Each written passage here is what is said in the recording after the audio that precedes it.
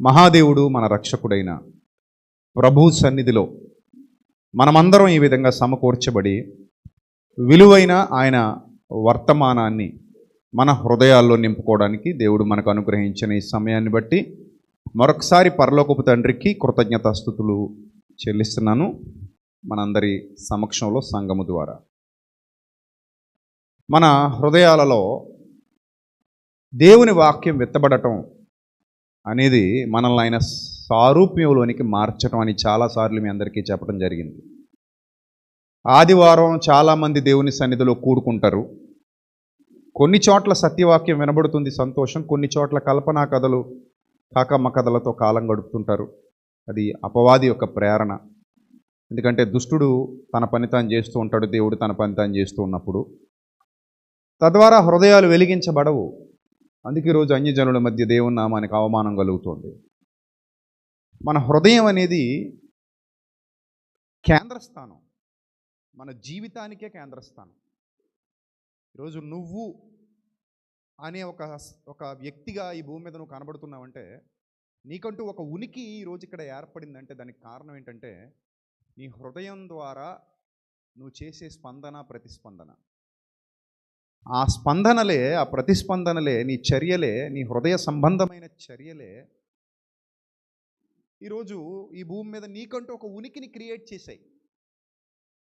ఈ సామాజిక జీవనంలో నిన్ను ప్రేమించాలన్నా, నిన్ను చూసి భయపడాలన్నా, నిన్ను దగ్గరకు తీసుకోవాలన్నా, నిన్ను దూరం పెట్టాలన్నా, నిన్ను సమాజం మధ్యలో ఉంచాలన్నా, లేకపోతే చెరసాలలో ఉంచాలన్నా నీకంటూ ఒక ఉనికి ఏర్పడింది. మీ వీధిలో కానీ, నీ ఇంట్లో కానీ, నీ చుట్టూ ఉన్న వారి మధ్యలో కానీ నీకంటూ ఒక ఉనికి ఏర్పడిందంటే దానికి కారణం నీ హృదయం.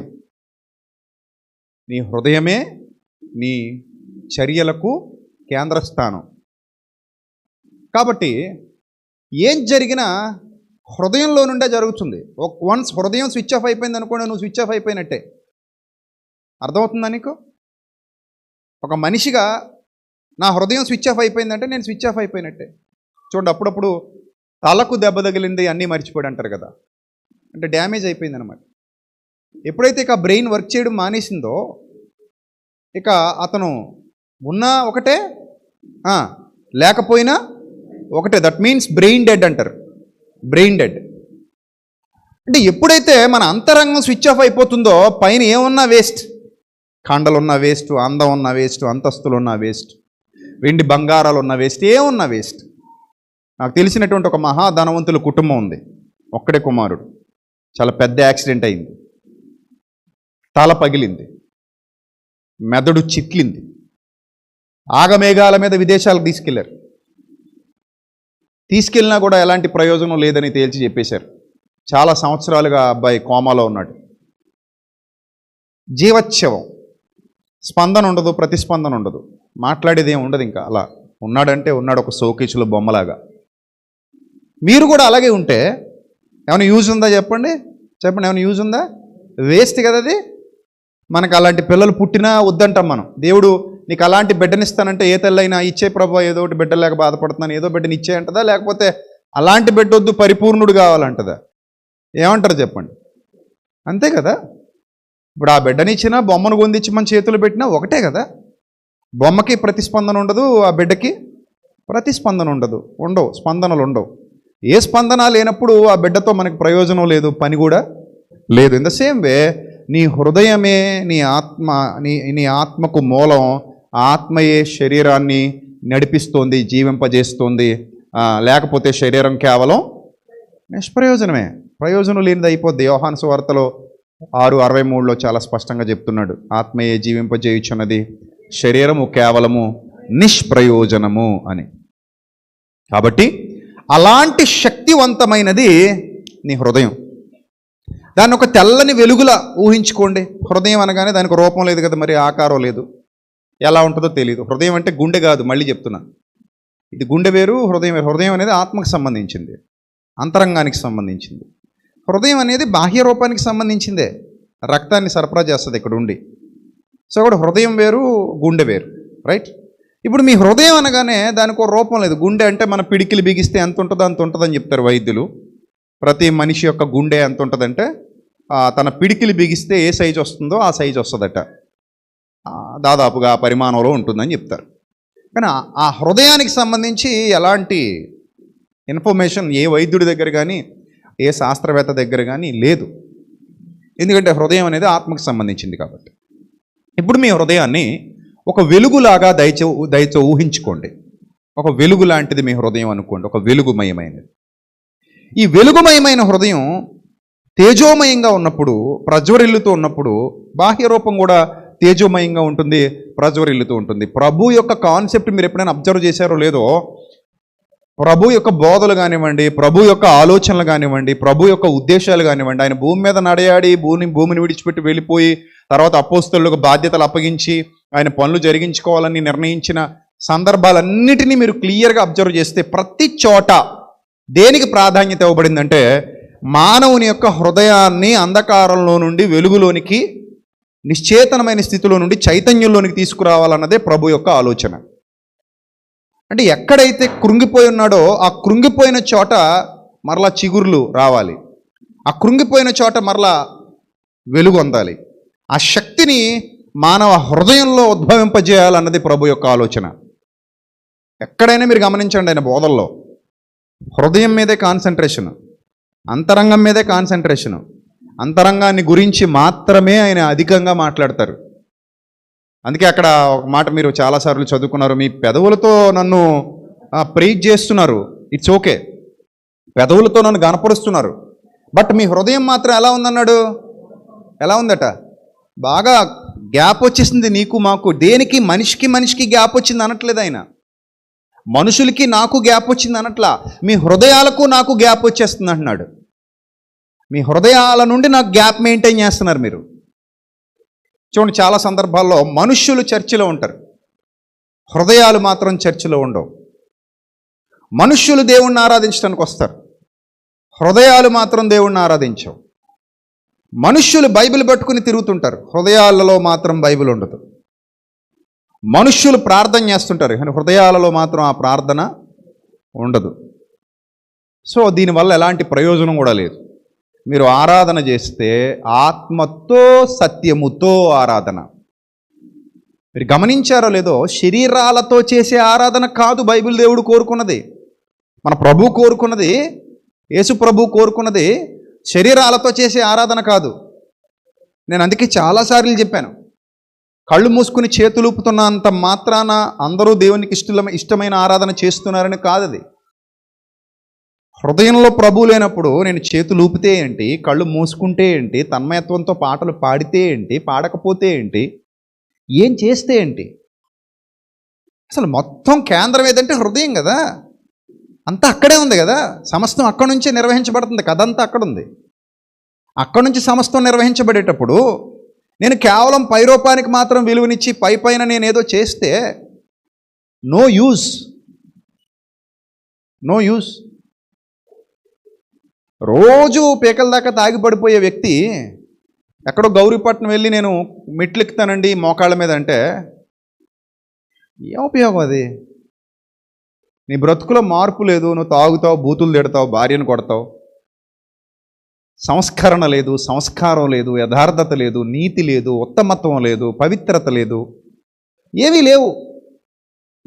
కానీ నేను గౌరీపట్నం అనే ఒక టెంపుల్ ఉందండి, అక్కడ మేరీమాత ఉంటుంది, అక్కడికి వెళ్తాను, కింద నుంచి పైకి మోకాళ్ళ మీద మెట్ల మార్గం గుండా పైకి వెళ్ళి అక్కడ ఏదో నేను మొక్కు చెల్లించుకుని వస్తాను, అది నా భక్తి అని అంటే దేవుడు దాన్ని భక్తిగా కన్సిడర్ చెయ్యరు. మీకు క్లియర్ కట్గా నా భావాలు అర్థం కావాలి. అంటే మొత్తం కేంద్రం అంతా హృదయం అయినప్పుడు, మొత్తం మ్యాటర్ అంతా హృదయంలో ఉన్నప్పుడు, హృదయం బాగుంటేనే మానవ జీవితం బాగుంటుందని ప్రభు అర్థం చేసుకున్నారు. కాబట్టి మీ హృదయముల యొద్ద నిలువబడి నేనేం చేస్తున్నానట? తడుతున్నానట. ప్లీజ్ ఓపెన్ ద డోర్ అంటున్నాడు ఆయన. ఐ విల్ కమ్ దేర్ అంటున్నాడు. నేను నిన్ను బాగు చేస్తానంటున్నాడు. ఆ అంతరంగంలో నాకు చోటు కావాలంటున్నాడు. చెప్పండి, ఎక్కడివ్వాలి మనందరం దేవుడికి చోటు? అంతరంగంలో. దేవుడికి దగ్గరగా ఉండడం అంటే వచ్చి కుర్చీలో కూర్చొని వెళ్ళిపోవడం కాదు. ఆ హృదయాలు ఉండాలి దేవునికి దగ్గరగా. నీ హృదయం ఉండాలి దేవునికి దగ్గరగా, నువ్వు కాదు. నీ శరీరం ఉంది అంటే సరిపోదు, హృదయం ఉండాలి. హృదయం ఎప్పుడైతే దేవునికి దగ్గరగా ఉందో ఆటోమేటిక్గా నీ శరీరం మారతదా, మారకపోతే ఊరుకుంటుందా? స్టీరింగ్ మన చేతిలోకి వచ్చాక కారు ఎలా ఎలా తిరగాలి? మనం ఎలా తిప్పితే అలా తిరగాలి. ఎందుకంటే స్టీరింగ్ ఎక్కడుంది? మన చేతిలో ఉంది. ఇన్ ద సేమ్ వే నీ హృదయం ప్రభువుకు అప్పగించబడినప్పుడు, హృదయం ప్రభు చేతిలో ఉన్నప్పుడు ఇంకేం లేదు, మొత్తం అంతా ఆయన చేతిలోనే ఉంది. దానికి ఒక నిలువెత్తు ఉదాహరణ చెప్తాను ఈరోజు మీకు. బైబిల్ గ్రంథంలో ఒక విచిత్రమైన మాట వ్రాయబడింది. ఆ మాట నేను చదువుతాను, మీరు కూడా చదవండి. ఒకసారి మీ అందరి చేతిలో ఉన్నటువంటి దైవ గ్రంథాన్ని తెరిచి పేతురు గారు రాసినటువంటి మొదటి పత్రిక 5వ అధ్యాయము 7వ వచనం ఒకసారి చదువుదాం, అందరూ చూడాలి. పేతురు గారు రాసినటువంటి మొదటి పత్రిక 5వ అధ్యాయము 7వ వచనం. ఆయన మిమ్మల్ని గూర్చి చింతిస్తున్నాడు గనుక మీ చింత యావత్తు ఆయన మీద వేయండి.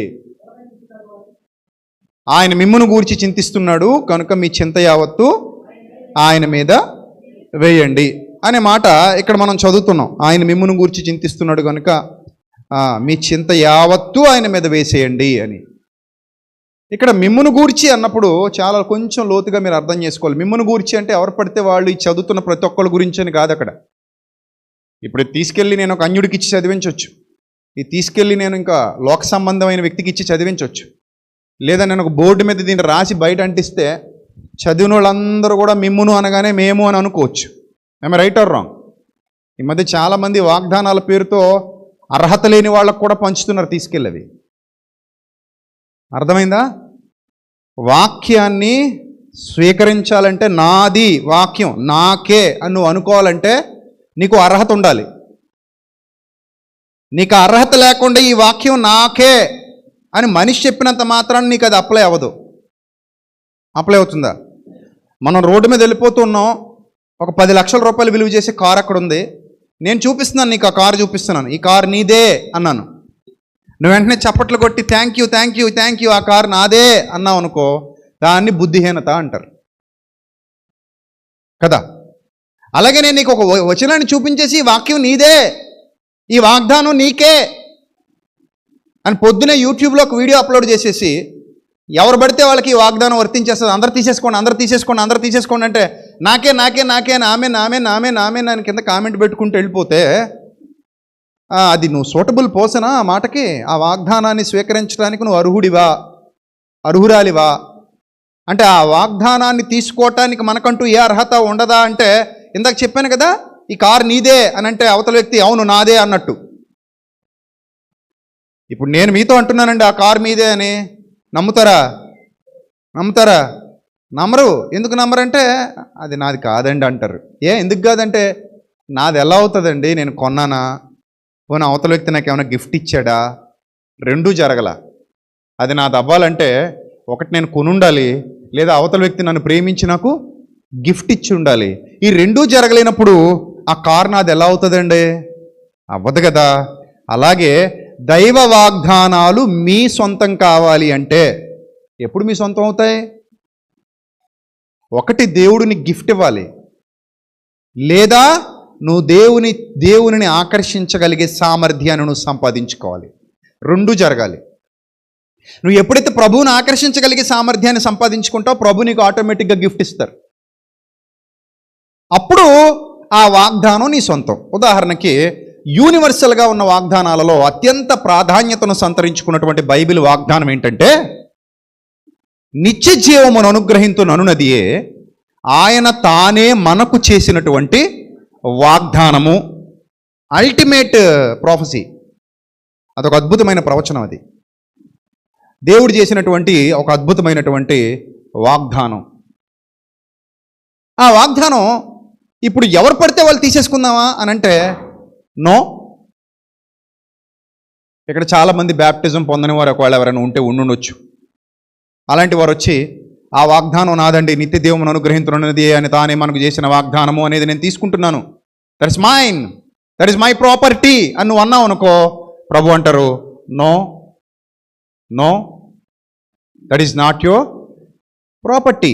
ఆ వాగ్దానంలో నీకు పాలి భాగం లేదు. ఎందుకు లేదు అంటే నువ్వు రక్షణ పొందిన దానవు, రక్షణ పొందిన వాడవు కావు గనక నువ్వు ఆ వాగ్దానాన్ని ఎలా స్వతంత్రించుకుంటావు? In the same way Bible గ్రంథంలో వ్రాయబడిన ఏ వాగ్దానమైనా సరే నువ్వు స్వతంత్రించుకోవాలంటే అది యూనివర్సల్గా దేవుడిచ్చిన వాగ్దానం అయితే అది నువ్వు స్వతంత్రించుకోవాలనుకుంటే, మరలా చెప్తున్నాను సంఘమా, గుర్తుపెట్టుకో, 15 రూపాయలు పెట్టి కొనుక్కుంటే ఆ వాగ్దానం నీదైపోదు. చాలామందికి నచ్చకపోయినా ఇది నిజం. డిసెంబర్ 31 రోజు నైటో, జనవరి 1 రోజు రైటో, ఉదయం డిసెంబర్ 31 రోజు నైట్ కానీ, జనవరి 1వ తారీఖు ఉదయం కానీ ఒక 50 రూపాయలు పెట్టి నేను వాగ్దానం కొనుక్కున్నాను, దిస్ ఈజ్ మైన్ అన్నావంటే అది ఫూలిష్నెస్. అది 15 రూపాయలు పెట్టి దేవుని వాగ్దాన్ని నీ సొంతం చేసుకోగలవా? 50 రూపాయలు పెట్టి కొనుక్కుని దేవుని వాగ్దానాన్ని నీ సొంతం చేసేసుకోగలవా? 100 రూపాయలు పెట్టి కొనుక్కున్నంత మాత్రాన దేవుని వాగ్దానం నీ సొంతం అయిపోతుందా? అలాగైతే ప్రపంచంలో కుబేరులు దేవుని వాగ్దానాలన్నిటిని ఎప్పుడో సొంతం చేసేసుకోవాలి.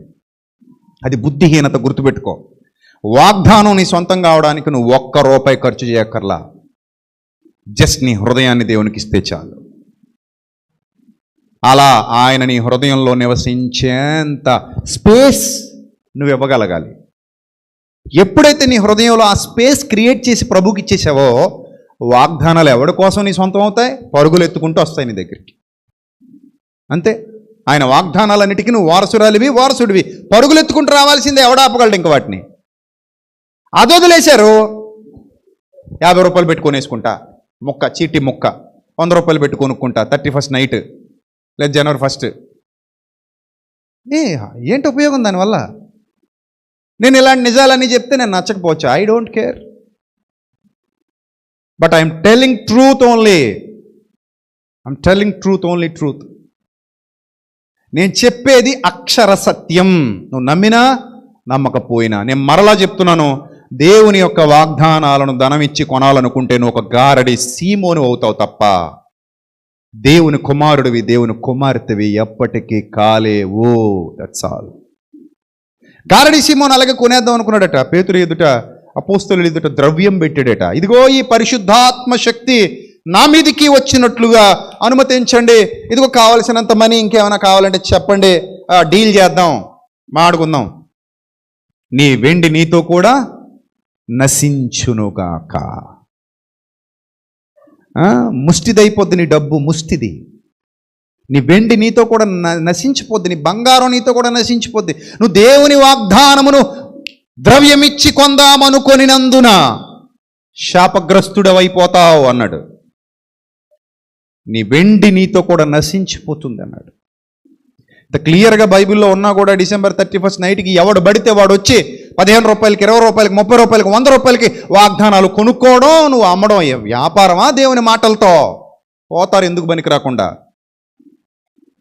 ఎవరు పడితే వాళ్ళకి నేను వాగ్దానం అమ్మేస్తే వ్యాపారమా? దేవుని మాటలతో అమ్మలేకనా నేను? ఇప్పుడు నువ్వు అనొచ్చు, ఏమయ్యా నీకేంటి బాధ, ఎప్పుడు అలా వాళ్ళకి వీళ్ళకి బడి ఏడుస్తావు, నువ్వు అమ్ముకోవచ్చు కదా, కొనుక్కోవడానికి మేము ఉన్నాం కదా నువ్వు అన్నావు అనుకో, నాకేంటి నొప్పి, నువ్వు 100 కొంటానంటే 1000 కొంటానంటే అమ్మేస్తాను. ప్రింటింగ్ ఎంత అవుద్ది, నాకు ఎంత అవుద్ది బాలు? ఒక 5 రూపాయలకి వచ్చేస్తుంది అది ముక్క, అంతే కదా. 10 రూపాయలకి వచ్చేస్తుంది ఆ ముక్క. అమ్మో నువ్వు కొంటానంటే చెప్పు, రేపే అమ్మేస్తాను. 100 రూపాయలకో 200కో నీ ఇష్టం. లే పాట పెడదాం ఇక్కడ. ఎవరు ఎంతకు పాడుకుంటే అంతకు పాడుకుంటారు చక్కగా. ఏ వచ్చినా ఎవరికి కావాలో వాళ్ళు పాడుకుని పట్టుకెళ్ళిపోండి. ఇక్కడ అంటించేసుకోండి ఇలాగా, ఇలా నుదురు మీద అంటించేసుకుని ఇది నాదే, ఈ వాగ్దానం నాదే, నాకు నెరవేరిపోద్దంటూ తిరగండి. అది అవివేకం, అజ్ఞానం. నేను అజ్ఞానాన్ని ప్రోత్సహించేవాడిని కాను. నేను ఏదో మీ డబ్బు కోసమో మీరిచ్చే ఆ రూపాయల కోసమో వ్యాపారాలు మీతో చేసి దేవుని శిక్షను పొందుకోవడానికి నేను సిద్ధంగా లేను. నేను ఆయనకు భయపడి బోధిస్తాను. మొదట నేను ఆయనకి భయపడతాను, ఎవరికి భయపడను. అదేంటంటే మీరు ఎలా చెప్పేస్తున్నారంటాడు ఒక ఆయన ఒకరోజు వచ్చి. ఏమవుతుంది? ఏం చేస్తారు? ఏం చెప్తే మాత్రం ఏం చేస్తారు? నన్ను ఏం చేయలేరు, ఎవ్వరు ఏం చేయలేరు, ఆయన తప్ప. అందుకే ఆయన అంటాడు, దేహమును చంపు ఎవ్వనికిని భయపడొద్దు బిడ్డా, always with you my dear son, you can proceed అంటాడు. నిజం. ఒకరోజు నేను చాలా సంవత్సరాల క్రిందట ఏకాంతంగా ప్రార్థనలో ఉన్నాను.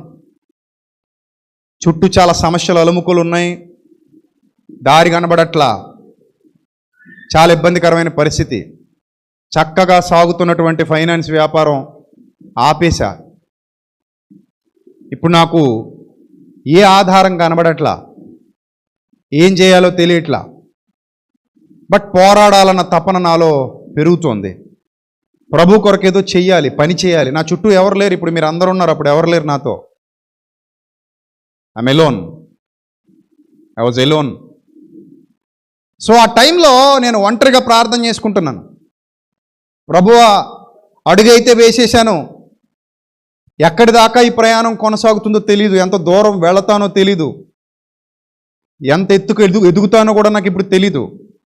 బట్ నేను తీసుకోవాల్సిన నిర్ణయం అయితే తీసేసుకున్నాను. నేను తీసుకోవాల్సిన నిర్ణయం తీసేసుకున్నాను, అడుగైతే వేసేసా.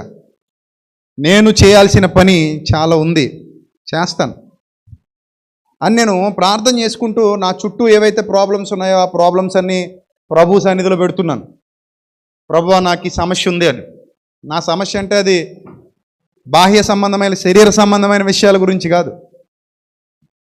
నాకున్న సువార్తలో లేదా ప్రయాణంలో, పరిచర్యలో నాకు ఎదురవుతున్నటువంటి ఆటంకాల గురించి నేను ప్రార్థిస్తున్నాను.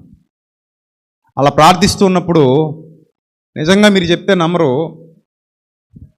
ఆ రోజు నాకేదో తెలియని ఒక శాంతి నన్ను ఆవరించింది. ఆ ప్రార్థన ముగిసే సమయానికి ఒక శాంతి నన్ను ఆవరించి నాకేమనిపిస్తుంది అంటే, నా మైండ్లో నా బ్రెయిన్లో ఒక పిక్చర్ బ్లింక్ అవుతుంది. ఆ పిక్చర్ ఏంటంటే, ఎవరో వచ్చి నా భుజాన్ని ఇలా పట్టుకొని నన్ను దగ్గరకు తీసుకున్నంత శక్తి నాకు కలుగుతుంది. అలాంటి ఒక పిక్చర్ బ్లింక్ అవుతుంది మైండ్లో.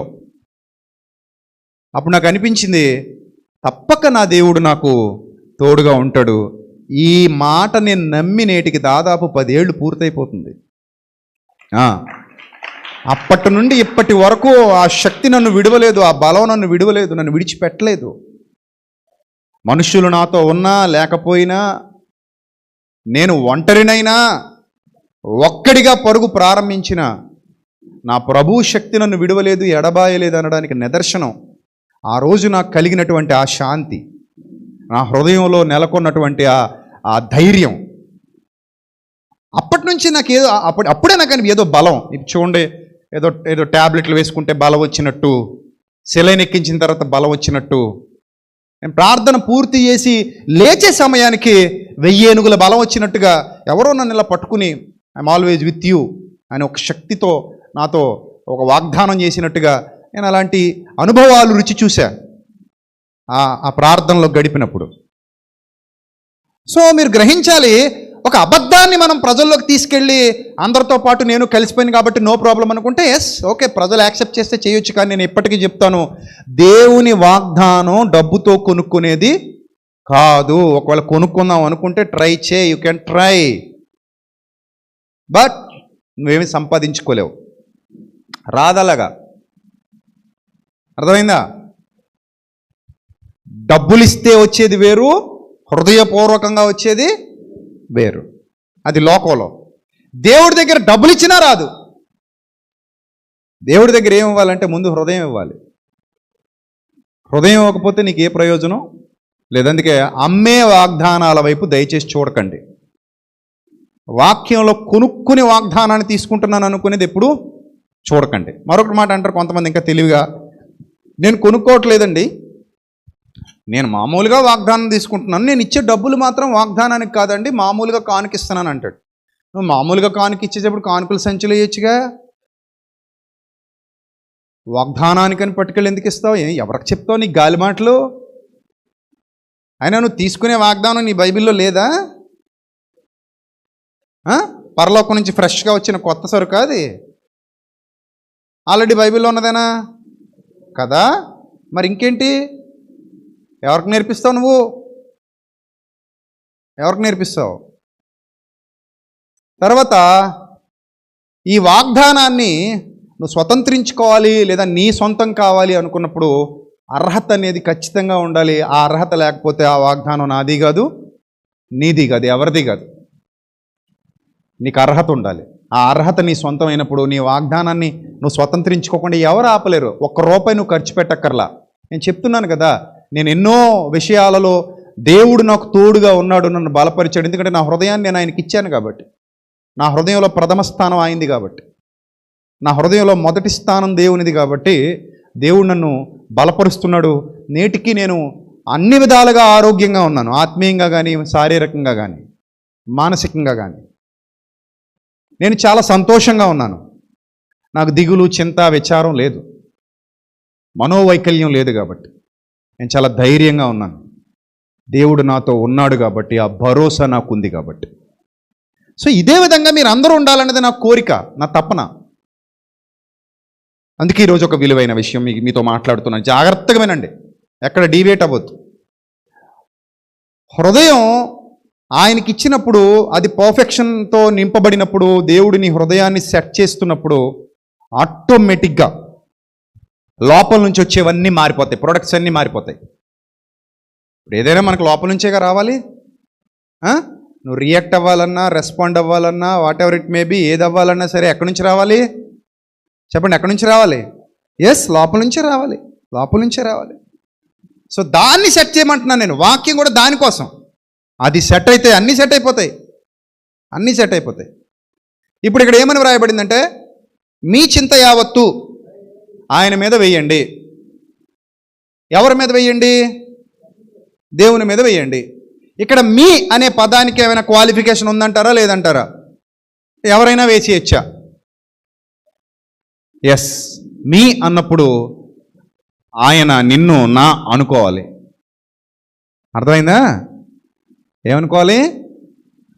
నా అనుకోవాలి, ఆయన అనుకోవాలి, నా అనుకోవాలి.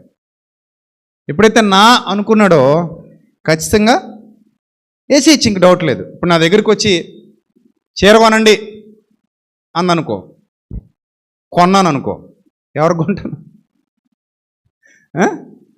ఒకటి నా భార్య అయి ఉండాలి, లేదా నా తల్లి అయి ఉండాలి, లేకపోతే నా చెల్లి అయి ఉండాలి, నా అక్క అయి ఉండాలి, అంతే కదా, నా వాళ్ళై ఉండాలి. అప్పుడు వచ్చి అన్న ఒక చీర కొనన్నా అంటే కొంటాను. ఏమంటే ఒక చీర కొనంటే కొంటాను. అరే నాన్న చీర కొనరా అంటే కొంటాను, మా అమ్మాయి అడిగితే. ఇప్పుడు నేను రోడ్డు మీద వెళ్తూ ఉన్నప్పుడు ఎవరో టకటక ఆర్టీసీ బస్సులోంచి దిగి చీర కొనంటే ఏమంటాను? చెప్పండి, ఏమంటారు? చెప్పండి, మీరే చెప్పండి, ఏమంటాను? పద చందన బ్రదర్స్కి వెళ్దామంటానా? పద బొమ్మన బ్రదర్స్కి వెళ్దాం, కొనుక్కుని వచ్చేద్దాం అంటావా? అన్నాం కదా. Who are you? ఎవరు నువ్వు? నీకు నేను ఎందుకు కొనాలి? ఎవరిని అడుగుతున్నావు నువ్వు అంటాం. పిచ్చోళ్ళు అనుకుంటాం. పిచ్చోళ్ళు అడుగుతారు అలాగా, మంచోళ్ళు అడుగుతారేటి? తెలివైన వాళ్ళు అడుగుతారా? అడగరు కదా. ఎందుకంటే తెలివైన వాళ్ళు ఎందుకు అడగరంటే, నేను అడిగితే చెప్పు తీసి కొడతాడు, నాకెందుకు కొంటాడు అని అనుకుంటారు తెలివైన వాళ్ళు. బుర్రతక్కువ వాళ్ళు, పిచ్చోళ్ళు ఏమంటారంటే, ఇగో ఎవరు పడితే వాళ్ళ దగ్గరికి వెళ్ళి నా చేరుకొని అంటారు కదా. ఇన్ ద సేమ్ వే మీ చింత యావత్తు ఆయన మీద వెయ్యండి అన్నప్పుడు ఎవరు పడితే వాళ్ళకి నేను అమ్మేయడానికి లేదు, అది ఎవరు పడితే వాళ్ళకి ఆపాదించేయడానికి లేదు. అది నువ్వు నిజంగా హృదయపూర్వకంగా నువ్వు ప్రభువుని నమ్ముతున్నావా? డబ్బులు అక్కర్లేదు, ఇక్కడ ధనం అక్కర్లేదు, వెండి అక్కర్లేదు, బంగారం అక్కర్లేదు, నీ క్వాలిఫికేషన్తో పని లేదు. నువ్వు నిజంగా విశ్వాసివేనా? నువ్వు విశ్వాసివైతే ఆ వాగ్దానం నీదే, దాన్ని ఎవడ ఆపలేడు. ఇంకా రాసి పెట్టుకో, కొనుక్కర్లేదు కూడా, ఎవడు నీకు అమ్మక్కర్లా. ఇప్పుడు నేను కాగితం మీద రాసి తీసుకోండి అని టకటక గుండట అలాగ ఊపేసి నీ ముందు పెడితే అందులోంచి ఒకటి తీసుకోవడం అది కాదు. అర్థమైందా? నీది, నీది, నీ సొంతం. ఆ వాగ్దానం నీ సొంతం. మీ చింత యావత్తు ఆయన మీద వెయ్యండి.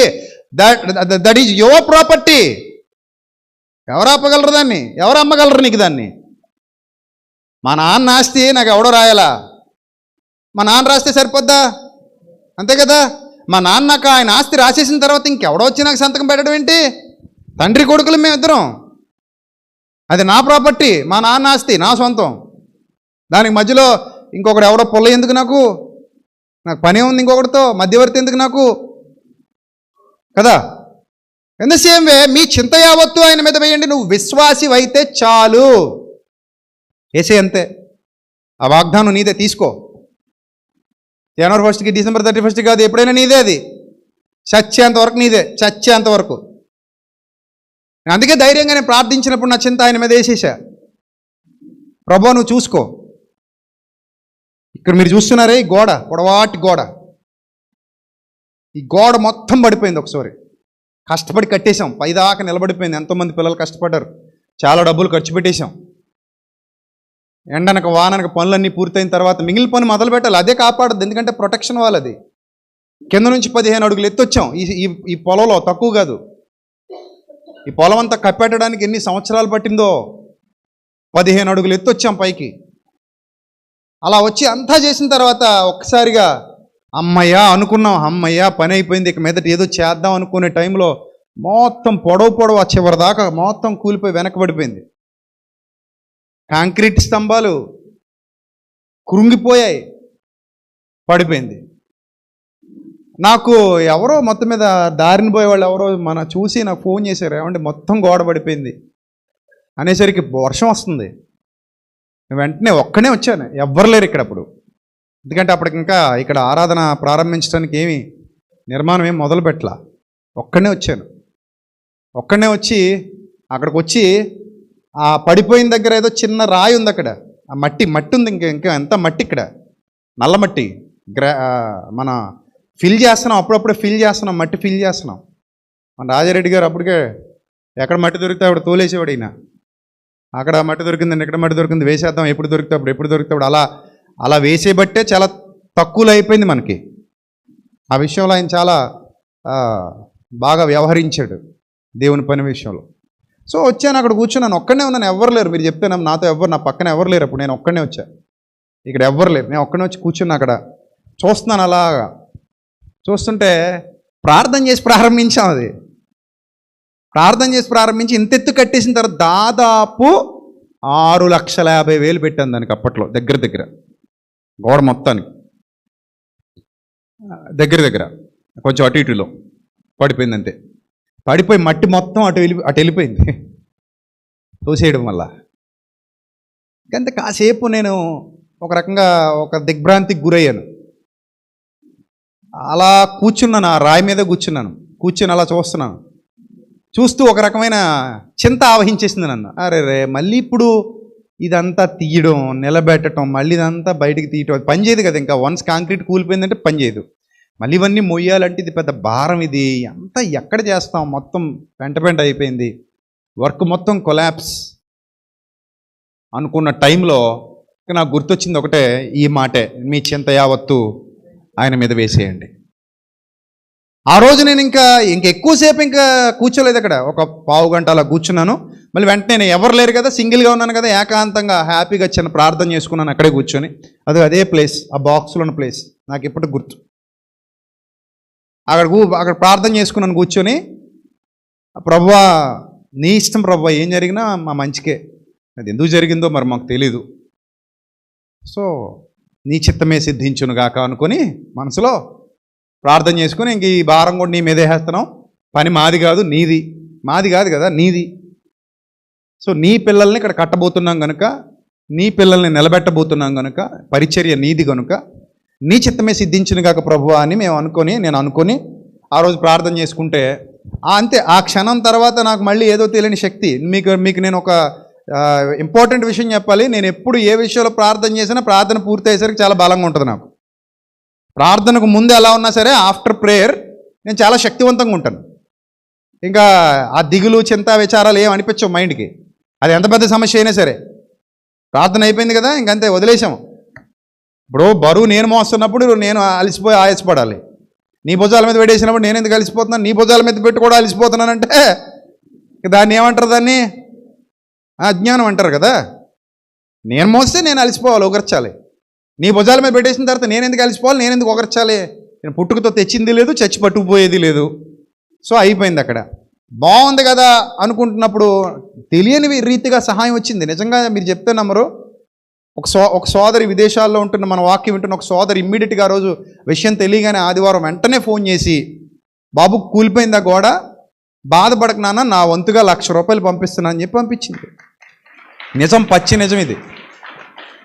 నా వంతుగా ₹1,00,000 పంపిస్తున్నాను, ఆ కూలిపోయింది మళ్ళీ ప్రారంభించండి నాన్న, ప్రభు అదే నడిపిస్తాడు, ముందు ఇదిగో దీంతో పునాది వేసేయండి. అంత హ్యాపీ అనుకుంటున్నప్పుడు ఆ బ్రిడ్జ్ కూల్చేశారు. అంతా బాగానే ఉంది, జరుగుతుంది పని అనుకున్నప్పుడు బ్రిడ్జ్ కూల్చడం. మళ్ళీ ఒకటి కాదు ఇక్కడ పని మొదలుపెట్టిన దగ్గర నుంచి వరుసగా ఏవో దెబ్బలు తగలడమే. సో ఎన్ని దెబ్బలు తగిలినా అన్నీ ఆయన మీద వదిలేసాం, ఆయన చూసుకుంటాడు. నాకేంటి ఈ వచనం నాది, ఎవడు కాదనగలడు? మీ చింత యావత్తు ఆయన మీద వెయ్యండి అనే దానికి నాకు అర్హత ఉంది. నేను ఆయన వాడను, నాకు అర్హత ఉంది కాబట్టి నా చింత వేస్తాను ఆయన మీద. తీసుకుంటాడు ఆయన. నేను బెంగ పెట్టుకోక్కర్లా, అంతే కదా. మీ పిల్లల బాధ్యత ఎవరిది?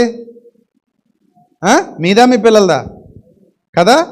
ఫీజు గురించి ఎప్పుడైనా మీ పిల్లాడు అమ్మ ఇటుకల బట్టీలోకి వెళ్ళమంటావా, ఆటో తోలమంటావా, ఎవరింటికన్నా వెళ్ళి గిన్నెలు తోమమంటావా, బట్టలు ఉతమంటావా, ఏం చేయమంటావా అని ఎప్పుడైనా మీ పిల్లలు అడిగారట నిన్ను? ఎందుకు అడగలేదు? వచ్చి షూ ఇసిరేస్తారు, బ్యాగ్ ఇసిరేస్తారు, బట్టలు ఇప్పేస్తారు, హాయిగా పడుకుంటారు రిమోట్ పట్టుకొని, ఏదో పెద్ద పిఠాపురం జమీందారులాగా. టిఫిన్లు వచ్చేస్తాయి, భోజనాలు వచ్చేస్తాయి, బాక్సులు వచ్చేస్తాయి, అన్నీ వచ్చేస్తాయి వాళ్ళ కాళ్ళ దగ్గరికి. ఫీజులు కట్టేస్తాం, అన్నీ కట్టేస్తాం,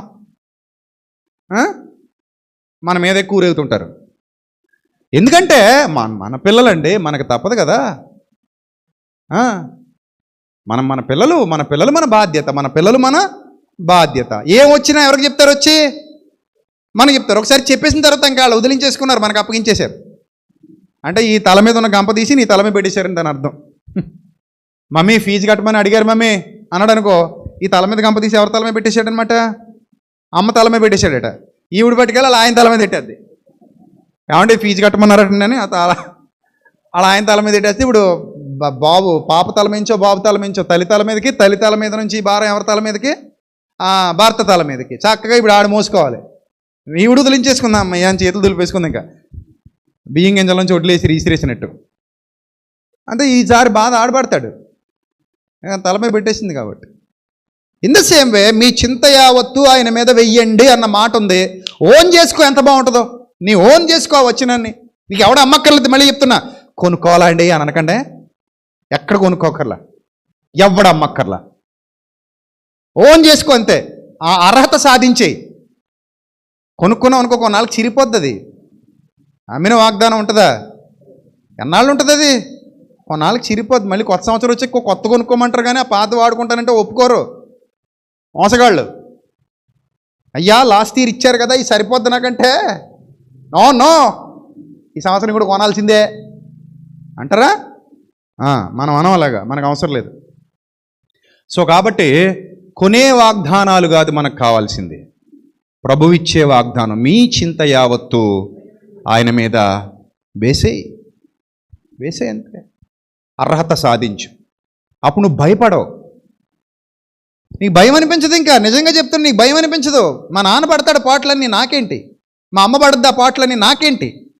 నేను వదిలేశాను, మా అమ్మ చేతికి ఇచ్చేశాను బాధ్యత, మా నాన్న చేతికి ఇచ్చేశాను. ఆయన చూసుకుంటాడు, అంతే కదా. సమస్య వచ్చింది అన్నప్పుడు మనం ఎవరొకరి మీద ఆధారపడతాం కదా. నేనంటున్నాను, వాళ్ళ మీద వీళ్ళ మీద ఆధారపడ్డం దేనికి? ఆయన అంత అవకాశం ఇచ్చినప్పుడు అంటాను. ఎంతకంటే అవకాశం ఏం కావాలి నీకు? ఏమన్నాడు అక్కడ? మీ చింత యావత్తు నా మీద వేసేయండి. ఆ తర్వాత ఏమంటాడు? ఆయన మిమ్మును గూర్చి చింతిస్తున్నాడు. పుట్టినోట్లో లక్ష్యము చేయుచున్నాడు అని ఉంది. ఆయన మిమ్మును గూర్చి ఏం చేస్తున్నాడట? చింతిస్తున్నాడు. ఆయన చూసుకుంటాడు. భయం ఏముంది? ఏ ఇబ్బంది లేదు, ఆయన చూసుకుంటాడు. ఏ ఇబ్బంది లేదు. ఎందుకంటే మిమ్మల్ని పిలిచినవాడు నమ్మదగినవాడు. ఇంత గొప్ప వాగ్దానం మీ సొంతం అవుతుంది. మీరు ఓన్ చేసుకోండి. మీ హృదయాన్ని ఏ కల్మషం లేకుండా ఆయనకు అప్పగించండి. మీ హృదయంలో ఆయనకు చోటు ఇవ్వండి. ఆయన ఎంత భరోసా ఇస్తున్నాడంటే ఏం ఆగదు. నువ్వు అనుకుంటావు ఏదో అయిపోద్ది, ఏం ఆగదు. ఇప్పుడు ఏమైనా ఆగినాయి చెప్పండి. ఇప్పుడు ఆ గోడ చూస్తుంటే ముద్దు వస్తుంది నాకు. చక్కగా అయిపోయింది, పెయింట్లో కూడా వేస్తాం. ఆ బ్రిడ్జ్ పడగొట్టింది చిన్నదైతే, కట్టింది దాని మీద డబల్ కట్టాం. ఆ ట్రాక్టర్ వెళ్ళేది పడగొట్టాడు, నేను లారీలు వెళ్ళేది కట్టాను. మరి అంతే కదా. ఇది దేనికి భయపడాలి చెప్పండి. సో చింతపడటం అయ్యి బాబు ఏదో అయిపోతుంది అనుకుంటా ఏమవదు. మనం ఎంత విశ్వాసంగా ఉంటామో అంత గొప్ప కార్యాలు మన బ్రతుకులో జరుగుతాయి. ఎంత విశ్వాసంగా ఉంటావు అంత వృద్ధి పొందుతావు. ఎంత విశ్వాసంగా ఉంటావు అంత గొప్ప స్థితిలోనికి వెళ్తావు. నువ్వు భయపడక్కర్లా. నీ చింత యావత్తు ఆయన మీద వెయ్యండి అన్న మాట నాది అనుకుంటే అసలు దాని ఆనందమే వేరు. నాది ముందు నువ్వు నమ్మగలగాలి. దాన్ని నమ్మడం అంటే నమ్మేస్తే సరిపోదు, దాని అర్హత కూడా నీ దగ్గర ఉండాలి. నాది, దట్ ఈజ్ మైన్, అది నాది. ఎంత బాగుంటుందో తెలుసా అప్పుడు. ఆ అనుభవాలు చాలా గొప్పవి ప్రియమైన దేవుని ప్రజలారా, చాలా గొప్ప అనుభవాలు అవి. మనం చింతలో ఉన్నప్పుడు దేవుడు మనతో మాట్లాడతాడు. ఇదే వాక్యం ద్వారా మాట్లాడతాడు. ప్రభు మనతో మాట్లాడతాడు. కొన్ని రుజువులు చూపిస్తుంటాడు. బాగా ప్రత్యేకమైన సందర్భం అయినప్పుడు కనీసం కలలో అయినా సరే నీకు ఆ సత్యాన్ని బయలుపరుస్తాడు. నీకు ఇంకా వాక్యంతో చెప్పడానికి అవకాశం లేనంత పర్సనల్ మ్యాటర్ అయితే ఏదో రూపంలో నీకు అది బయలుపరుస్తాడు. నీకు అంత బలమైన విశ్వాసం నీ హృదయంలో ఉన్నప్పుడు, అంత బలమైన విశ్వాసం, నాది, మీ మాట నాది, ఆయన నన్ను గూర్చి చింతిస్తున్నాడు, నన్ను గూర్చి చింతిస్తున్నాడు. ఈ ఒక సీక్రెట్ దయచేసి క్రైస్తవ ప్రపంచం, అందుకే నేను ఇందాక మీతో అన్నాను, ఈ సత్యం చాలామందికి అవసరం, ఈ తెలియక చాలామంది మోసపోతున్నారు, ఈ లింక్ ఇతరులకు కూడా షేర్ చేయండి అన్నది అందుకే. లేకపోతే ఈ వీడియో లైక్ చేసి మీరు కామెంట్ చేయడం ద్వారా యూట్యూబ్ కూడా చూపించుకుంటాడు. ఆ స్ట్రాటజీ ఉంది కాబట్టి అలా కూడా చేయండి అని మీకు చెప్పడానికి పదే పదే చెప్పడంలో గల కారణం అదే. సత్యం ఎరుగని వారు ప్రపంచంలో చాలామంది ఉన్నారు. ఇప్పటికీ నాకు వాళ్ళని చూస్తే అదే అనిపిస్తుంది. ఒకరోజు ఒక ప్రాంతానికి వెళ్ళి వాక్యం చెప్తూ కింద కూర్చున్న వాళ్ళందరినీ మీ వాగ్దానాలు పట్టుకురండి అన్నాను. చాలామంది పట్టుకొచ్చి ఇచ్చారు. యూట్యూబ్లో ఉంది ఇప్పటికీ ఆ వీడియో. ఆ వాగ్దానాలు చదివి, అమ్మ నువ్వు దీనికి అర్హురాలివేనా అంటే కాదంటుంది ఒక అమ్మాయి. ఇంకొక అతన్ని అడిగా, నువ్వు దీనికి అర్హుడివేనా అంటే కాదు. ఇంకోటి ఏమో ఎవరిదో అది. మరి ఎందుకు కొనుక్కున్నావు, ఎంత కొనుక్కున్నావు అంటే రేటు కూడా వాళ్ళే చెప్తున్నారు. నాకు అప్పుడు చాలా బాధేసింది, చాలా బాధేసింది. ఇంత అజ్ఞానంలో ఎలా బ్రతుకుతున్నారు మీరు. వాక్యం మీకు అందకుండా చేసేసింది అపవాది. మీ మనోనేత్రాలకు ఏం కలుగజేసింది? గుడ్డితనం కలుగజేసింది. ఇప్పుడు మా ఇంటికి వెళ్ళానండి నేను, మా అమ్మతో మాట్లాడని వెళ్ళాను. గుమ్మం దగ్గర ఒక ఆయన ఉన్నాడు. ఏ బాబు ఎలా వచ్చేవే అన్నాడు. మా అమ్మతో మాట్లాడాలన్నాను. 500 అవుద్ది అన్నాడు.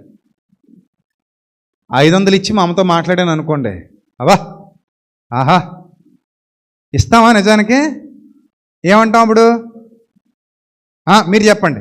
మీ గుమ్మం దగ్గర నేనే ఉన్నానండి, మీ అమ్మగారితో మీరు మాట్లాడడానికి వెళ్తున్నారు. 500 అవుద్దామా మీ అమ్మతో మాట్లాడడానికి? ముందు 500 కట్టి వెళ్ళి మీ అమ్మతో మాట్లాడన్నాను. ఎలా రియాక్ట్ అవుతావు చెప్పు నాకు ఫస్ట్. నీ తెలివి పరీక్షిస్తున్నాను ఇప్పుడు. ఎలా రియాక్ట్ అవుతావు? మా అమ్మతో మాట్లాడడానికి నువ్వెవడరా డబ్బులు అడుగుతున్నావు? నీకెందుకు డబ్బులు ఇవ్వాలంటారా అనరా? అంటారనరా? అంటారా? మరి వాగ్దానాలు ఎలా కొనుక్కుంటున్నారండి? ఎవడో అమ్మేస్తే మీ నాన్నవి ఆ వాగ్దానాలు బుర్ర పని చేస్తుందా లేదా? మీ నాన్నవి, మీ తండ్రివి. మీ తండ్రి మీకు ఇచ్చాడు. మీ తండ్రి మీకు ఇచ్చిన వాగ్దానాన్ని ప్రేమతో సొంతం చేసుకో. ఎవడో నీకు అమ్మడం ఏంటి? ఒకసారి వాడు ఎవరు నీకు అమ్మాలి? దేవుని మాటది, నీకు ఎవడమ్మాలంటున్నాను. అది ఈ వాగ్దానం నీకు, ఈ వాగ్దానం నీకు ఎవరు పంచిపెట్టాలి? That is your property. నువ్వు సొంతం చేసుకో. మీ నాన్న మనస్సు మెప్పించు, నీ పేరు రాసేస్తాడు అది.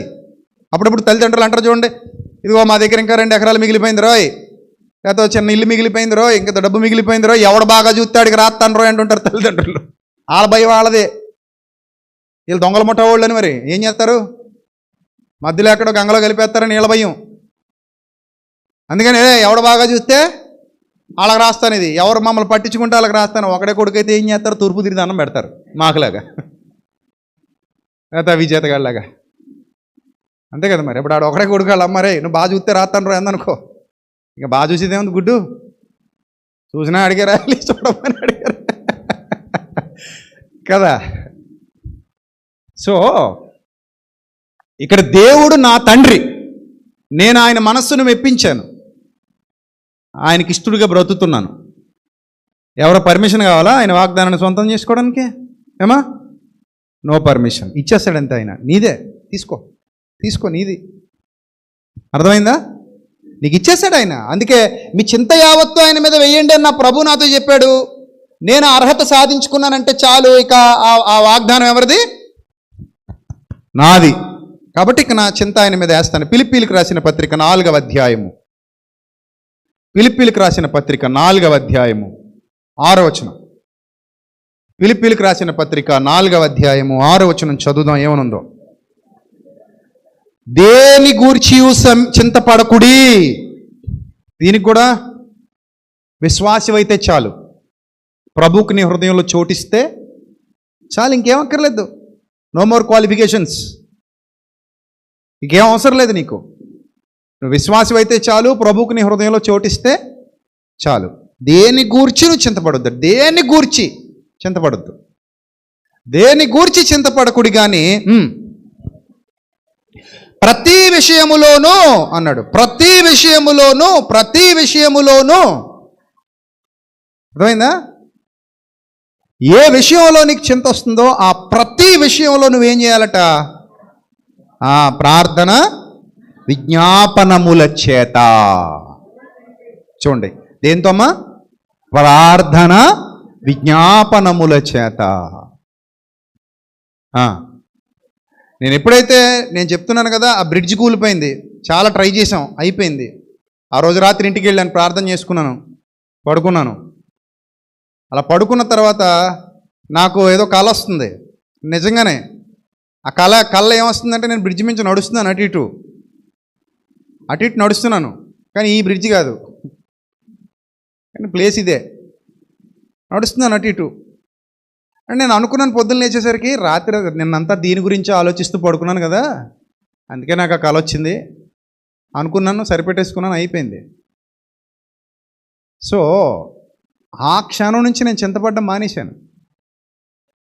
నేను చింతపడలా, పోతే పోనీ.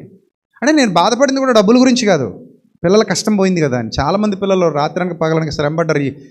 ఈ అంతా నిలబెట్టడానికి చాలా కష్టపడ్డారు చాలామంది పిల్లలు. వాళ్ళ కష్టార్జితం ఉంది ఇక్కడ. అందుకే ఇక్కడ జరిగే ఏ గొప్ప సత్కార్యం అయినా సరే అందులో వాటా వాళ్ళందరికీ లభించునుగాక అంటాను. ఈ పరిచర్యలో ఎంతోమంది పాలి భాగస్తులు ఉన్నారు. సో నాకు వచ్చే దీవెన, నాకు వచ్చే ఆశీర్వాదంలో వాళ్ళకు కూడా వాటా ఉంటుంది. ఇది నా ఒక్కడిది కాదు, నా సొత్తు కాదు ఇది. ఇందులో కష్టపడిన పిల్లలందరికీ. దావీదు గారు భక్తుడు ఒక మాట అంటాడు, యుద్ధమునకు పోయిన వాని భాగమెంతో సామానునొద్ద కాపలా ఉన్నవాని భాగం కూడా అంతే. వాడు కత్తి పట్టుకోలేదు కదా, వాడికెలా వాటా పంచుతా ఉన్నారట కొంతమంది దావీదు గారితో ఉండి. బాగా గడ్డి పెడతాడు వాళ్ళకి. మీరెవర్రా అలా అనడానికి? మనం ఎంత తీసుకుంటున్నాం వాళ్ళు అంతే తీసుకోవాలి, ఎందుకంటే సామాన్ దగ్గర వాళ్ళ కాపలా ఉన్నారు, మనం యుద్ధానికి వెళ్ళాం. సో మన వాటా ఎంతో వాళ్ళ వాటా కూడా అంతే. నేను అదే చెప్తుంటాను, ఎప్పుడైనా సరే గొప్ప సత్కార్యం చేసాం, ముందు నిలబడ్డ వాడికి ఎంత ధన్యతో, వెనకుండి ప్రోత్సహించిన వాడికి, కానుకిచ్చిన వాడికి, ఖర్చు చేసిన వాడికి, కష్టపడిన వాడికి అంతే బాధ్యత. వారం భోజనాలు పెడుతున్నాం, చాలామంది ఒక 10,000 రూపాయలు తీసుకొచ్చి, అన్న ఈ వారం నా పేరు మీద భోజనాలు పెట్టండి అన్న ఇచ్చేసి వెళ్ళిపోతున్నారు. వంట ఎవరు చేస్తున్నారు చెప్పండి? 10,000 ఇచ్చిన వాళ్ళు చేస్తున్నారా? మరి ఎవరు చేస్తున్నారండి వంట అందరికి భోజనాలు పెట్టడానికి? పార్సీలు పంచి ఆ ముసలి వాళ్ళకి వీళ్ళకి పట్టుకెళ్ళి పెడుతున్నారు. మన జేమ్స్ తమ్ముడు అనపర్తి, ఇంకా కొంతమంది మన లక్ష్మణులు తీసుకెళ్ళిపోతారు, ఎక్కడికో పట్టుకెళ్తారు. ఇప్పుడు ఈ 10,000 ఇచ్చిన వాళ్ళు పట్టుకెళ్ళి పెడతారు. అవి ఆ బ్రిడ్జిల దగ్గరికి అని అక్కడికి మన కుర్రాళ్ళు వెళ్తున్నారు ఈ భోజనాలు పార్సీల్స్ పట్టుకొని. మీరు వెళ్ళరు, మీరు 10,000 ఇచ్చేసి ఇంటికి వెళ్ళిపోతారు, భోజనం చేసి ప్రార్థన చేయించుకుని వెళ్ళిపోతారు. కానీ వంట చేయడానికి కొంతమంది అక్క చెల్లెమ్మలు పొద్దునే వస్తారు, తెల్లవారు వస్తారు. వాళ్ళు కూరగాయలు కోస్తారు, అన్ని పనులు చేస్తారు. కొంతమంది తమ్ముళ్ళు ఉన్నారు, ఆ వంట దగ్గర చేతులు కాల్చుకునేవాళ్ళు. ఆ అన్నం వార్చేది వాళ్ళ పనే, కష్టపడేది వాళ్ళ పనే, శ్రమపడేది వాళ్ళ పనే, వాళ్ళు చేస్తారు అవన్నీ. ఇప్పుడు ఫలితం విషయానికి వచ్చేసరికి 10,000 ఇచ్చిన నీకెంతో, కష్టపడిన వాళ్ళకు కూడా అంతే. దేవుడు అన్యాసుడు కాదు, ఆయన పక్షపాతం లేదు. ఆయన అందరిని ఒకలా చూస్తాడు. నువ్వేమనుకుంటావు అంటే, మొత్తం నాదే ప్రభు, నొల్లేసుకెళ్ళిపోతాను ప్రభు, కుదరదు నాయన. అక్కడ కష్టపడే వాళ్ళు కూడా ఉన్నారు నాయన, వాళ్ళకు కూడా వాటా ఉంటుంది నాయన. దావీదుకున్న జ్ఞానం ఉన్నారట, అక్కడ కూడా స్వార్థపరులు ఉన్నారే. మొత్తం మాదే, కత్తి తిప్పింది మేము, శత్రువులతో పోరాడింది మేము. బాబు దావీదు గారు, ఇది కరెక్ట్ కాదు కానీ ఒక పని చేయండి, 70-30కి తగ్గొట్టేయండి అన్నారట. లేదులేండి, అలా నేను సరదా చెప్తున్నా. ఏమంటారట? ఇగో 70 30కి తగ్గొట్టండి. అందుకే అక్కడ ఏమని రాశాడు తెలుసా వాళ్ళ గురించి? దుర్మార్గులను పనికి మాలిన వారునైనా కొందరు అని ఉంది అక్కడ. చదవండి సమూయేలు మొదటి గ్రంథం చిట్ట చివరి అధ్యాయం 30 అధ్యాయం. చిట్ట చివరి అధ్యాయమేనా? 30 అధ్యాయం లాస్ట్ రెండోది 31 కూడా ఉంటుంది. 23వ వచనం చదువుకుందాం. 22, 23 వచనాలు. సమూయేలు మొదటి గ్రంథం 30 అధ్యాయం 22వ వచనం 23 2 చదువుకుందాం. చదవండి త్వరగా. దావీదుతో కూడా వెళ్ళిన వారిలో దుర్మార్గులను, ఎవరటాళ్ళు? యుద్ధశూరులనే దేవుడు అక్కడ. అరే దుర్మార్గులారా, ఎంత దరిద్రులేంట్రా మీరు, ఎంత స్వార్థపరులేంట్రా అన్నాడు ఆయన. దుర్మార్గులను, నెక్స్ట్ పనికి మాలిన వారును అయిన కొందరు వీరు మనతో కూడా రాక నిలిచిరి గనుక తప్ప, వాళ్ళ భార్యలు వాళ్ళ పిల్లలు ఇద్దాం తప్ప వచ్చిన దోపుడు సొమ్ములో అసలు ₹1 కూడా వీళ్ళకి ఇవ్వడానికి వీలు లేదు అన్నారట. అప్పుడు ఏమన్నాడట దావీదు? అనిరి. నెక్స్ట్, అందుకు దావీదు వారితో ఇట్లనెను, నా సహోదరులారా, యెహోవా మనలను కాపాడి మన మీదికి వచ్చిన ఈ దండును మనకు అప్పగించి మనకు దయచేసిన దాని విషయములో మీరు అలా చెయ్యడానికి వీలు లేదు. నెక్స్ట్, మీరు చెప్పింది బుద్ధున్నోడెవడో ఒప్పుకోడు. యుద్ధమునకు పోయిన వాని భాగమెంతో సామానునొద్ద నిలిచిన వాని భాగము అంతే అని వాడుక నేర్పించాడు. అప్పుడే నేర్పించాడు. అందుకే నేను ఎప్పుడు సెమినార్ చేసినా, ఏం చేసినా, ఎంత బలమైన భారభరితమైన కార్యక్రమం చేసినా, ఎంత గొప్ప సేవా కార్యక్రమం చేసినా నేను అంటాను, this is our ministry programme. ఇది మనందరి కష్టార్జితం, మనందరి కష్టం, మనందరి శ్రమ, మనందరి పెట్టుబడి. ఇందులో 10 ఇచ్చినోడికి ఎంతో, 100 ఇచ్చినోడికి అంతే, 1000 ఇచ్చినోడికి అంతే, 10,000 ఇచ్చినోడికి అంతే. ఎవరి ఫలం వాళ్ళు పొందుకుంటారు. ఎవరి తలాంతుని బట్టి వాళ్ళకి, నువ్వు 5 తలాంతులు, ఇదిగో మరొక 5 తలాంతులు, నీ దగ్గర 2 తలాంతులు, మరో 2 తలాంతులు, నువ్వు 3 తలాంతులు, మరో 3 తలాంతులు అన్నట్టు, 10 తలాంతులు, మరో 10 తలాంతులు అన్నట్టు ఎవరి కష్టానికి తగిన ప్రతిఫలం వాళ్ళకు ఉంటుంది. ప్రభు ఇస్తాడు. అది మనందరం చేసే సత్కార్యాలు ఇవి. అందరికీ వాటా ఉంటుంది, అందులో అందరికీ ఉంటుంది. ఏ ఒక్కడో పట్టుకెళ్ళిపోయేది కాదది. అందరూ సమముగానే పాలు పంచుకుందురు కదా. అట్టి పంపకము కట్టడగాను న్యాయ విధిగాను ఏర్పరిచి నియమించినట. చూసారా? అది న్యాయ విధట, కట్టడట. ఇంకా అది మార్చడానికి వీల్లేదు. యుద్ధమునకు పోయిన వాడి భాగం ఎంతో, సామాను వద్ద నిలిచిన వాడి భాగం కూడా అంతే. అంత న్యాయవంతుడమ్మ దేవుడు, అంత యథార్థవంతుడైన, అంత యథార్థవంతుడు. సో అలాంటి విషయాల్లో ఎన్నో విషయాలు జరుగుతూ ఉంటాయి మీ జీవితంలో, నా జీవితంలో, మనందరి జీవితాల్లో. సో చింతపడకండి దయచేసి, దేని విషయంలో చింతపడకండి. ప్రార్థన విజ్ఞాపనముల చేత కృతజ్ఞతాపూర్వకముగా మీ విన్నపములు దేవునికి తెలియజేయుడి. ఫిలిప్పీ పత్రిక 4, 6, 7 వచనాలు. అప్పుడు సమస్త జ్ఞానమునకు మించిన దేవుని సమాధానము యేసుక్రీస్తు వలన మీ హృదయములకును మీ తలంపులకు కావలిగా ఉంటుంది. చూసారు? శరీరాలకు అన్నాడా, హృదయాలకు అన్నాడా? ఆయనకి జ్ఞానం తెలుసు. అందుకే చిన్న విషయాలు మాట్లాడు, టాప్ పొజిషన్కి వెళ్ళి మాట్లాడతాడు ఆయన, లోతుకి వెళ్ళిపోతాడు. మీ శరీరాలకు కాపలా అన్నాడా, హృదయాలకు కాపలా అన్నాడా? హృదయానికి ధైర్యం వచ్చేసింది అనుకోండి, శరీరానికి ఇంకే ఆటోమేటిక్గా ధైర్యం వచ్చేస్తుంది. అర్థమైందా? భయం ఎక్కడ? శరీరంలోనా, హృదయంలోనా? ఎక్కడ పడతాం భయం? అంతే. కొంతమంది గట్ట శ్మశానానికి వెళ్ళటానికి భయం అట. ఒకరోజు ఒక ఆయన అన్నాడు, అమ్మో నాకు శ్మశానం అంటే భయం అండి అన్నాడు. అన్నాను, ఏమోనండి నాకు శ్మశానం అంటే భయం అండి, అక్కడ ఎవరు ఉండరు కదండి అన్నాడు. నీ మొహం, ఎందుకు ఉండరు? కాటికాపలవాడు ఎప్పుడు శ్మశానంలోనే ఉంటాడు. అతను మనిషే, నువ్వు మనిషివే. అతనికి జరగంది నీకేం జరిగిపోద్ది? గుడ్డు. ఏదైనా జరిగితే ముందు ఎవరికి జరగాలి? అక్కడ అవైలబుల్గా ఉన్నోడికి జరగాలి. అక్కడ అవైలబుల్ ఉన్నోడికి ఏం జరగలేదంటే నీకు ఏమీ జరగదు. ఇక్కడ మారిపోతే అంతా మారిపోద్ది. నిజం.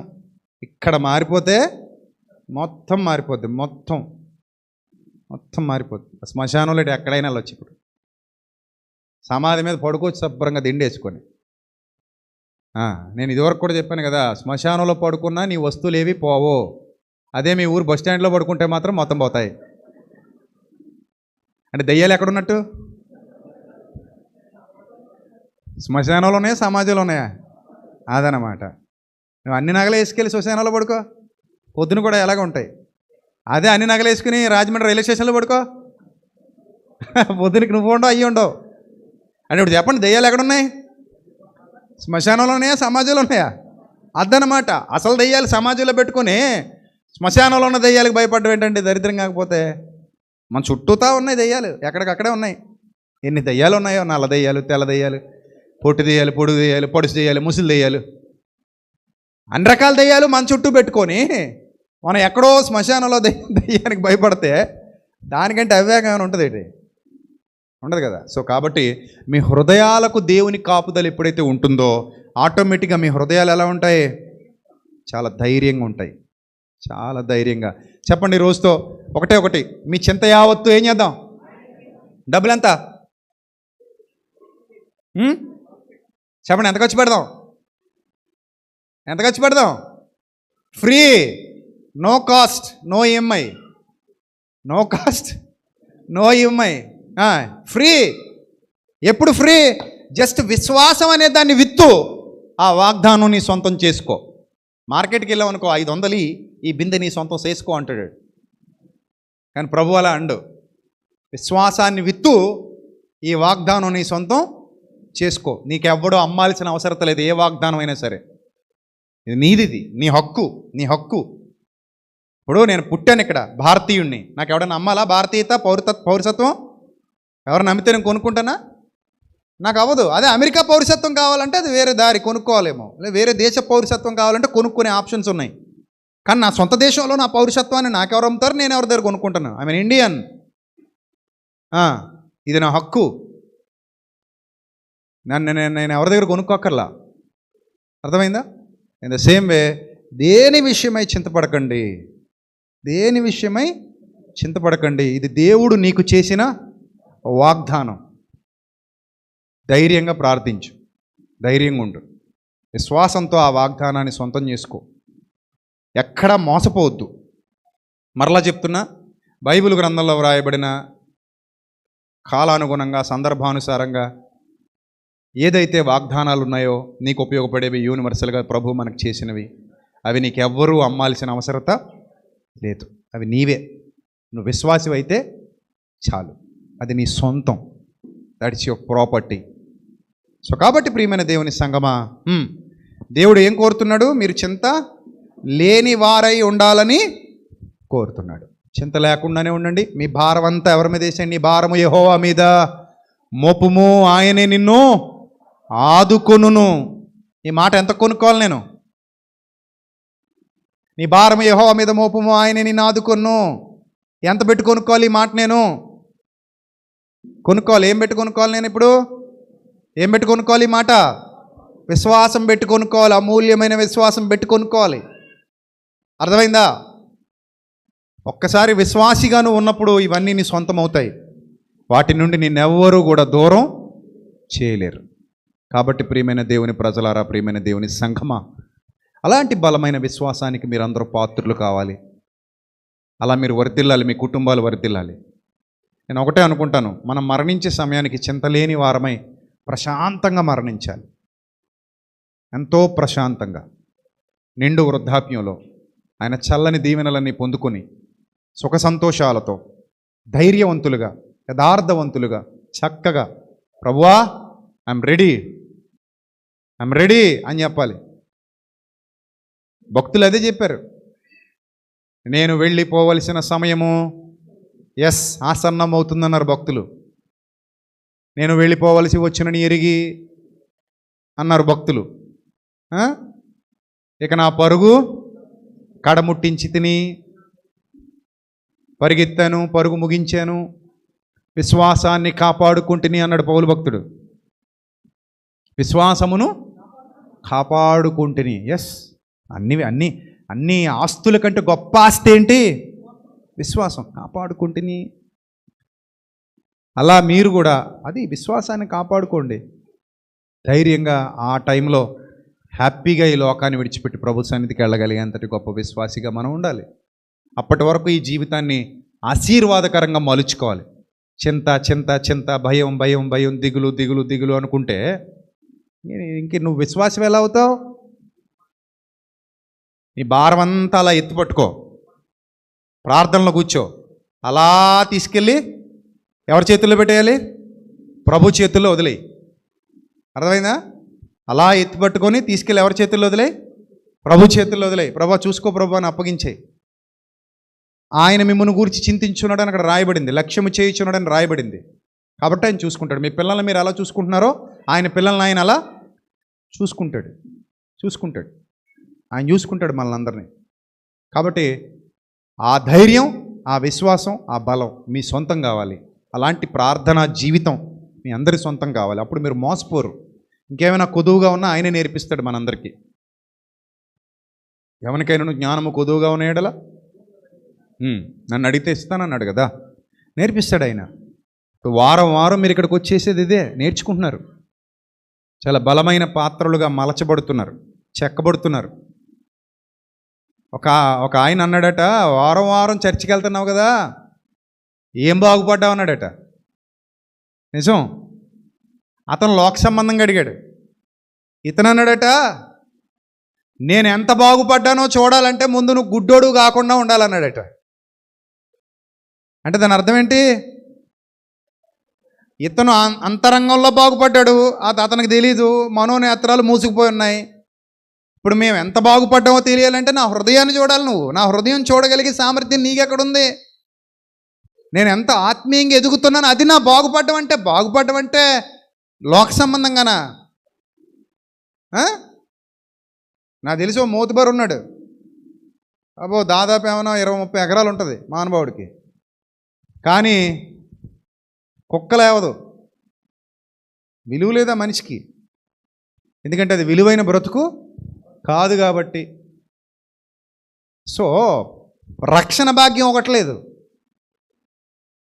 సో కాబట్టి బాగుపడ్డం అనగానే అది వాక్యం తెలిసినోడికి అర్థమవుద్ది. నేను ఎంత బాగుపడ్డానో నువ్వు ఎంత బాగుపడ్డావు. షుగర్ ఎంత ఉందంటే ఇలా చూసి టేప్ పెట్టి కొలిసేసి షుగరు 150 ఉంది బాబు అంటావా? టేప్ పెట్టి కొలిస్తే అర్థమైపోద్దా షుగర్ ఎంత ఉందో? మరేం చేయాలి? దాని పద్ధతి వేరు, దాని లెక్క వేరు. అలాగే ఆత్మీయంగా ఎంత బాగుపడ్డామో దాని కొలతలు వేరు, దాని పద్ధతి వేరు, దాని లెక్కలు వేరు. ఎవడబడితే వాడికి అర్థం కాదు నేను ఎంత బాగుపడ్డానో ప్రభు సన్నిధికి వచ్చి. ఎవడబడితే వాడికి అర్థం కాదు నువ్వు ఎంత బాగుపడ్డావో ప్రభు సన్నిధిలోకి వచ్చి. అర్థమైందా? అది మన హృదయాలకు తెలుస్తుంది మనం ఎంత బాగుపడ్డామో.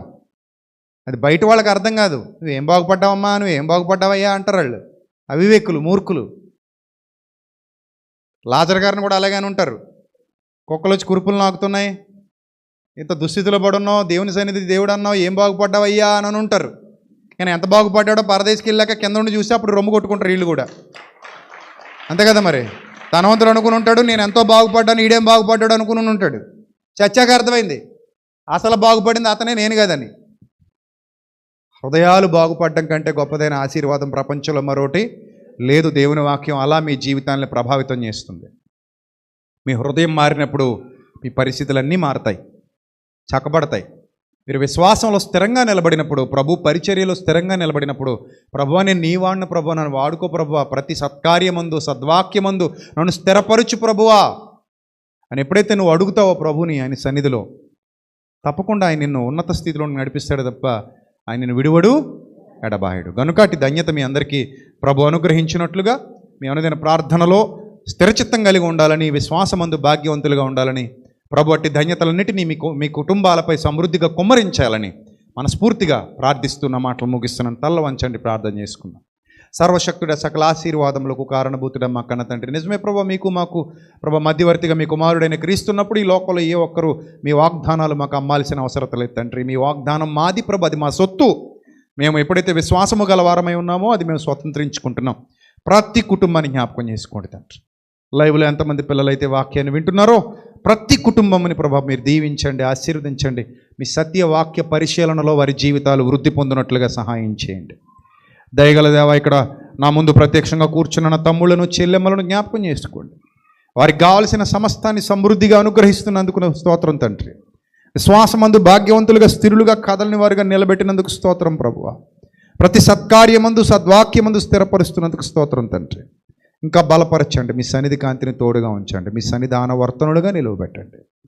అయ్యా, ఎల్లప్పుడు మీ యందు భయభక్తులు కలిగి తండ్రి, మీ నామ మహిమార్థమై మీ కుమారుడైన క్రీస్తు వారి యందు భయభక్తులు కలిగి జీవించడానికి సహాయం చేయండి తండ్రి. ఆశ్చర్యకరమైన మీ వెలుగులో నడిపించండి, మీ ఆలోచన చేత వారిని స్థిరపరచండి. వ్యాధి బాధలలో శోధనలలో ఉన్న వారిని లేవనెత్తండి తండ్రి.